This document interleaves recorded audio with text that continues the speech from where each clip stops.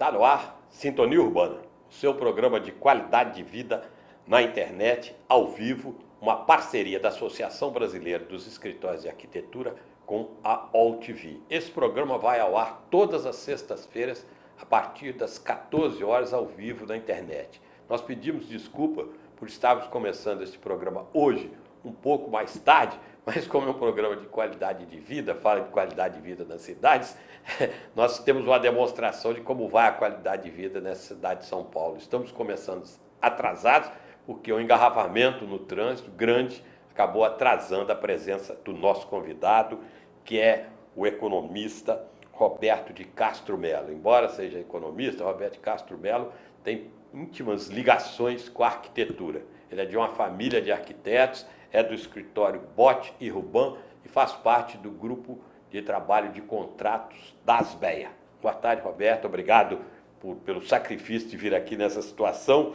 E hoje nós vamos falar de temas que aparentemente interessam apenas a comunidade da arquitetura, do urbanismo e do pessoal ligado à construção civil. Mas, na verdade, ele interessa de um modo geral aos brasileiros, que interfere na vida pública brasileira, na questão de contratações de obras, o que mostra como nós estamos, às vezes, perdendo tempo, tendo custos elevados, quando as coisas podiam ser mais bem feitas. Eu vou citar os 4 assuntos que nós vamos tentar abordar aqui nesse pequeno tempo que nos restou, mas voltaremos a eles em outras oportunidades. Primeiro, os concursos de projetos para prédios públicos, que foi uma grande conquista do Brasil e que agora está sofrendo algumas contestações.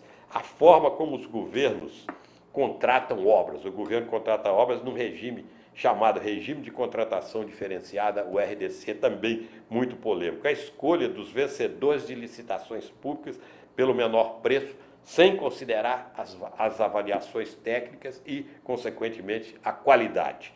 E, por último, o sistema de remuneração dos profissionais de arquitetura, que é uma coisa que parece só dos arquitetos, mas também dá uma segurança a quem vai contratar o serviço, porque sabe preço e qualidade, pode trabalhar com isso. Roberto, vamos conversar sobre, pela ordem, né? Os concursos de projetos para prédios públicos. É o que eu falei, foi uma grande conquista do Brasil, que se realizasse sempre concursos, né, entre arquitetos e escritórios para escolha dos prédios, que tem algumas vantagens, você poderia explicar.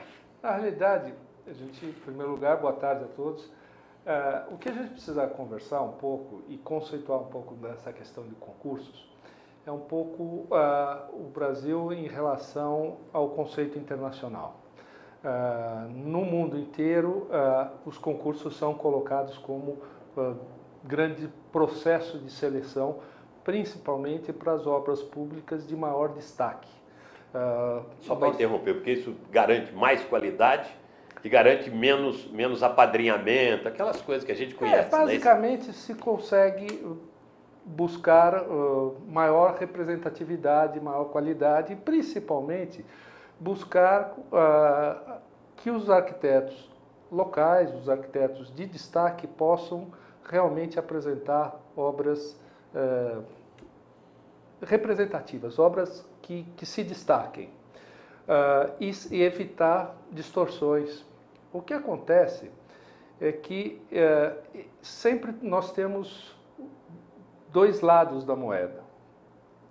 Um lado é o lado positivo de você poder abrir a discussão, oxigenar a parte criativa, fazer uma discussão mais ampla com a sociedade sobre o que se pretende para a obra, etc.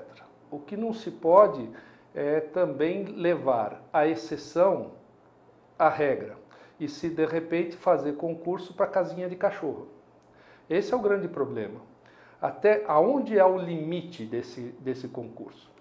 E ao mesmo tempo, a gente está vivendo hoje uma grande distorção na questão do concurso.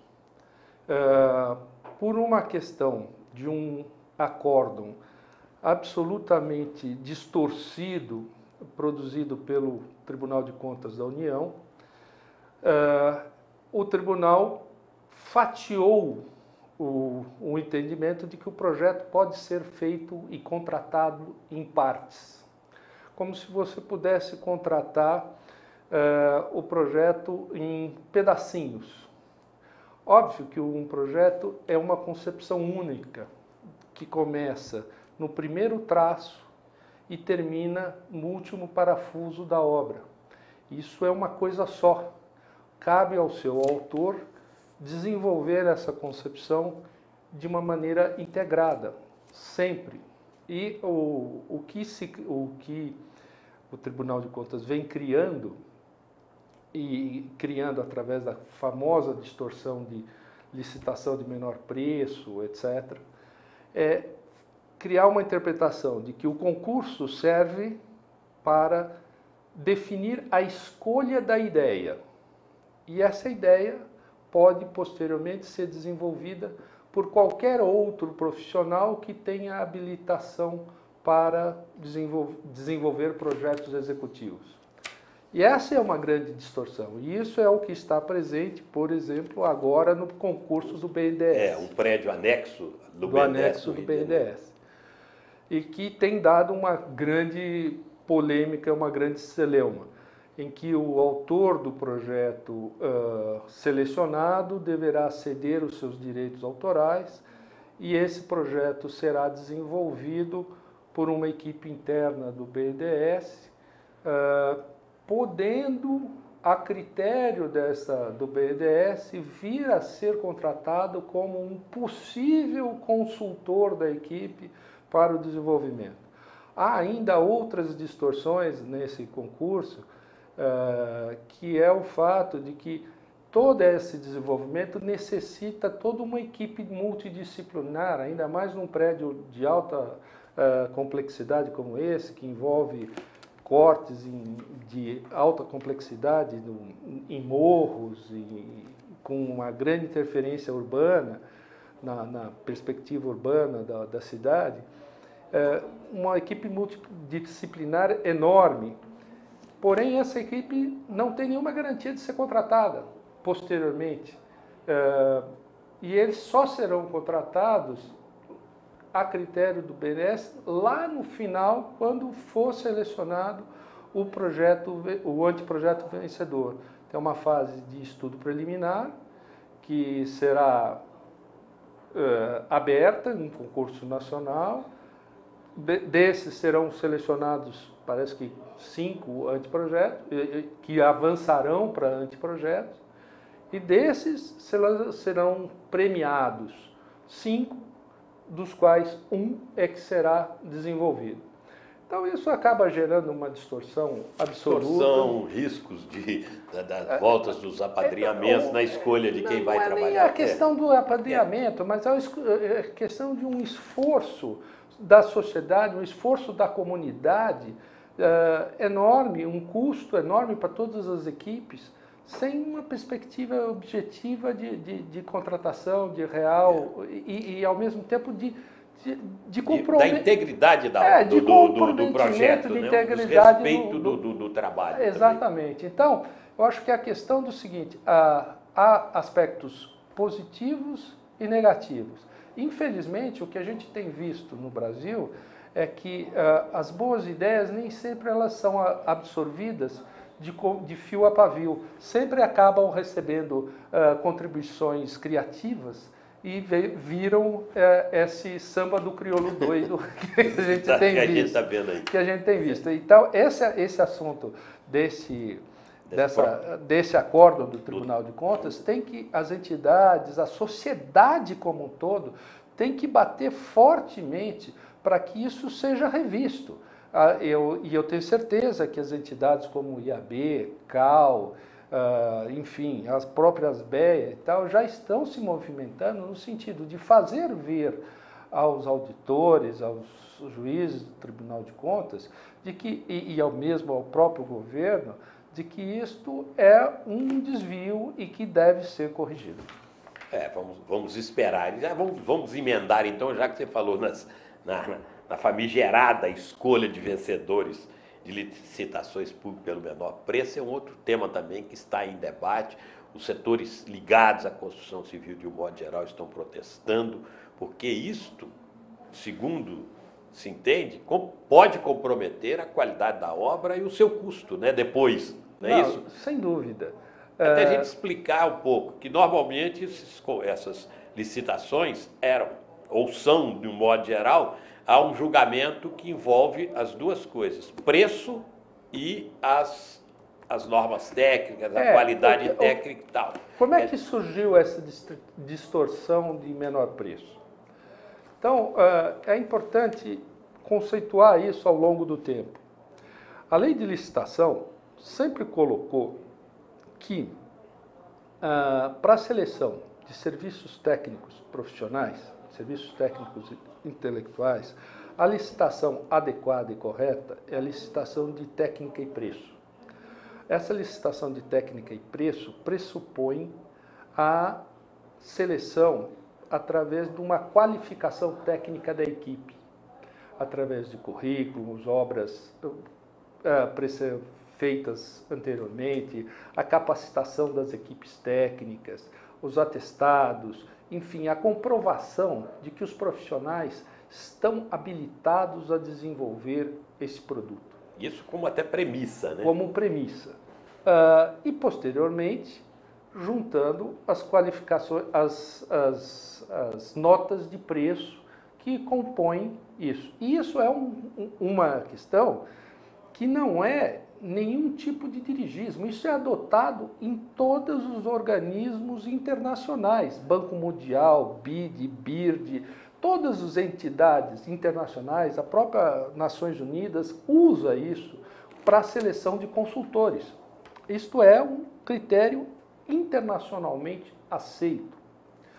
Bom, quando surgiu isso, existia uma regra que foi, para variar, a exceção que se torna a regra, para serviços comuns e para obras e serviços de engenharia, que são normalmente serviços acessórios quando se está desenvolvendo uma obra de caráter complexo. Você tem alguns pequenos serviços que podem ser agregados, que precisam ser complementados para a execução da obra. Então, isso poderia ser contratado de uma maneira mais expedita, mais rápida, etc. Ou acabou-se, entre aspas, mais uma vez com a imaginação criativa do brasileiro, abrindo o conceito de serviços comuns.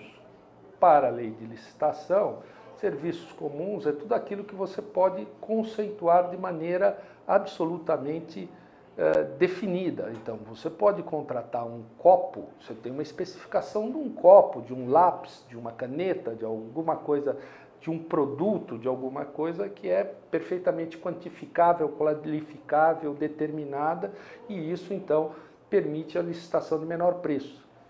Isso foi, aos poucos, sendo estendido para serviços e, de repente, os administradores começaram a entender que projetar uma escola no interior é serviço comum e, portanto, qualquer escolinha no comum pode ser feito. Só que isto traz consequências para a sociedade, porque isso, de repente, a escolinha lá no fundo vira uma escolinha de lata, ou se não vira uma escolinha de lata, vira uma escolinha com péssima qualidade, e vira uma escolinha que dá margem a uma série de outras questões. E fora o aumento do custo, né? Porque depois você tem que corrigir a obra.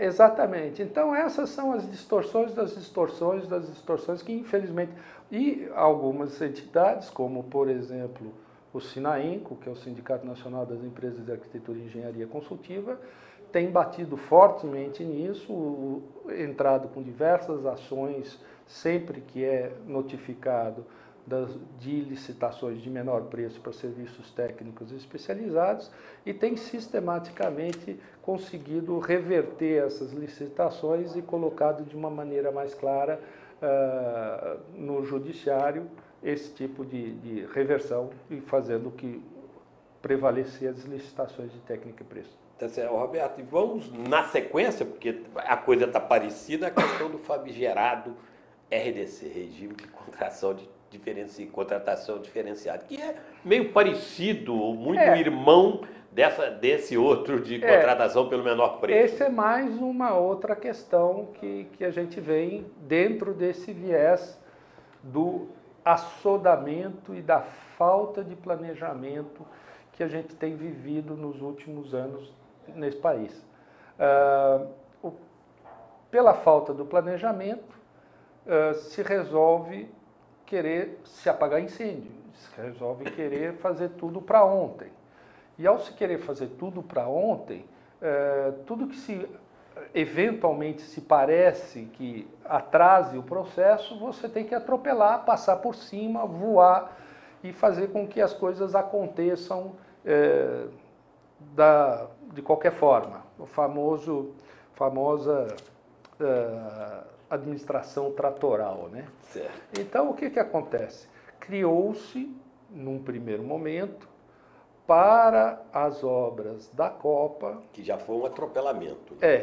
E que também já pela falta de planejamento, já pelo atraso das coisas, o regime diferenciado de contratação, que nada mais era que dar uma atropelada nos procedimentos da lei de licitação para que esse regime fosse contratado mais rápido, para que se pudesse contratar mais rápido, para se evitar os eventuais processos de impugnações de licitação, que os prazos de edital fossem mais curtos, e uma série de coisas. Se invertia a ordem de licitação, primeiro se abre preço, para depois se abrir as qualificações técnicas, e uma série de mecanismos burocráticos para se inverter essa questão.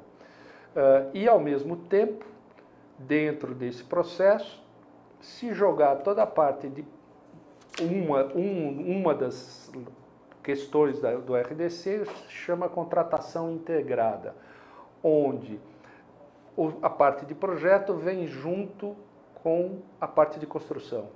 Então, você contrata o pacote inteiro, projeto de construção, tudo de um jeito só. E em cima de uma coisa que eles chamam anteprojeto, que na realidade, se antes já dava problema você contratar em cima de projeto básico, agora se pretende contratar em cima de anteprojeto, que é uma fase ainda anterior. Que chamamos de um risco, né? É um risco, né? Aí, então, para se tentar resolver isso, tenta-se se definir o projeto básico com toda a definição do que seria mais do que um projeto básico. Então, se começa a criar o Frankenstein do Frankenstein. Então, esse é o grande problema. Quer dizer, o que é o quê? Se cria toda uma confusão e, ao mesmo tempo, isso criando-se essa questão do projeto junto com o executor da obra, que é uma confusão, no mínimo, complicada. E o que tem assistido também é a ampliação desse regime para a prática. Para o PAC. Primeiro para o PAC, primeiro era para as obras da Copa, depois já foi para o PAC e agora está se ampliando para praticamente a totalidade das obras públicas. Tem um projeto para ser votado no Congresso. Já estava para ser votado na terça-feira, não sei se foi votado na terça ou na quarta essa semana, deveria ter sido votado essa semana, não sei se foi. Na terça-feira eu sei que foi por acordo da oposição e tal, não foi votado, mas o artigo 1º abria para praticamente a totalidade das obras, e tinha um outro artigo também que eliminava para a seleção do RDC a modalidade de técnica e preço, virando só menor preço. Então, também para a RDC, para legalizar tudo, né? Para a contratação de todos. Então, realmente, nós estamos vivendo um problema sério. E essa questão do RDC, só lembrar, esse tipo de contratação sem um projeto executivo, um projeto completo, Tem gerado problemas aí. Não é? Na hora que a pessoa, quem ganha a obra vai para lá, encontra coisas que não estava prevista, aí aumenta o preço. E o grande problema, na realidade, é o seguinte, que depois, exatamente pela falta de planejamento prévio, pela falta de uma adequação de passo a passo, acaba havendo esse assodamento. Havendo esse assodamento, há problemas, acaba gerando problemas em obras, em custos, etc. E aí vem atrasos, aí vem a questão, sempre muito fácil de dizer, não, isso é problema de projeto. Não necessariamente é problema de projeto e muitas vezes não é problema de projeto. É sim problema de falta de planejamento, é problema de execução assodada, é problema de falta de tempo de maturação das soluções técnicas. Então, é muito simples colocar nas equipes de projeto a culpa, entre aspas. Mas, na realidade, muitas vezes as soluções de projetos estão dadas, estão lá, estão devidamente solucionadas, mas por questão de custo, por questões de prazo de execução, por questões outras, elas são abandonadas ou são reengenheiradas para se chegar a outras questões.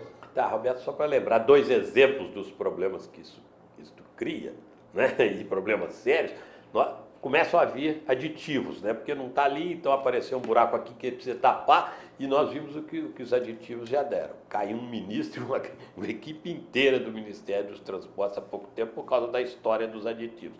O segundo caso, o governo teve que adiar mais uma vez a sua proposta do trem-bala, exatamente porque as companhias que poderiam concorrer estavam com medo de entrar sem ter um plano executivo grande, tanto que suspendeu, porque o governo falava que vai custar 30 bilhões, as companhias calculavam 50, exatamente por isso. Não? Outro exemplo que a gente pode dar é que, independente de qualquer coisa, que a gente vê claramente a questão do assodamento, é o nosso estádio de Itaquera, que vai abrir a Copa provavelmente inacabado. É só ver o que a gente está assistindo. E está no jornal isso. Tá todo mundo vai lá ver, né? Independente de valores ou não. Não estou falando de questões de número, inclusive das questões de orçamento público que acabou, de qualquer forma, entrando ou não entrando. Mas o fato é que nós temos o estádio da abertura da Copa, está que pode ser vivendo problemas. Que pode ser aberto sem estar completo. Esta é a cara do Brasil que vai para o mundo. E nós vamos ver isso. Roberto, nós ainda temos um minutinho. Perfeito. Vamos falar rapidamente sobre a questão que é importante, sobre o sistema de remuneração dos profissionais. Foi criada uma tabela, né, aprovada pelo Conselho de Arquitetura e Urbanismo BR Brasil, né, porque tem os regionais também. E isso tem, como eu falei, a importância que tem, porque dá uma segurança, não só ao profissional que vai trabalhar, mas para quem quer contratar o serviço, para ele ter certos padrões. Como é que está essa questão dessa tabela? Qual é o seu alcance? Qual a sua força? Bom, eu acho, em primeiro lugar, ela tem um mérito de ter sido aprovada por todas as entidades da arquitetura. A IAB, a ASBEA, a BAP, todas as entidades que constituem o colégio das entidades de arquitetura e urbanismo, reunidos, aprovou este módulo 1 da tabela de honorários. Outros módulos existirão e irão compor a sequência de honorários. Esta se refere à remuneração do projeto de edificações. E ela tem duas modalidades de remuneração, uma modalidade de porcentagem sobre o custo da obra, quando o escopo é definido, E quando, para coisas que não têm um escopo definido ainda, que são trabalhos investigativos ou trabalhos de acompanhamento, essa remuneração se pode fazer por hora técnica e por composição de custo. Então, são duas modalidades. A outra questão é que ela cria novamente uma condição de referencial de valores mínimos, que podem ser aplicadas no Brasil inteiro, porque sua referência é o CUB, é o custo unitário básico, com fatores de adequação, que levam a uma base de honorários. E a partir daí, também ela tem uma novidade, que é o índice de complexidade do projeto, que são 10 indicadores que levam em consideração itens específicos da dificuldade do projeto. Quantidade de especialistas, indefinição de cronograma, enfim, uma série de outros itens que estão lá definidos, e essa tabela pode ser obtida no site do CAL-BR. Ela é uma tabela que será objeto de aprimoramento, ela foi feita por um primeiro momento de colocação, de adequação, de distribuição, e ela tem que ser acompanhada para e passo, e é importante que os arquitetos a utilizem, verifiquem eventuais distorções e comuniquem, entrem em contato com o CAL para que ele possa providenciar sua adequação, seus ajustes necessários. Só para completar, Roberto, para quem vai contratar um serviço, tem acesso também a essas informações? Tem, ela está disponível no site do CAL. Ótimo, isso é bem importante. Olha, infelizmente chegamos ao fim do Sintonia Urbana desta sexta-feira. Nosso programa volta ao ar na semana que vem, ao vivo, na internet, sempre às 14 horas. Voltamos a pedir desculpa pelo atraso do início do programa de hoje, mas trânsito é trânsito em São Paulo. Muito obrigado, Roberto, muito obrigado aos ouvintes. Boa tarde e até a semana que vem.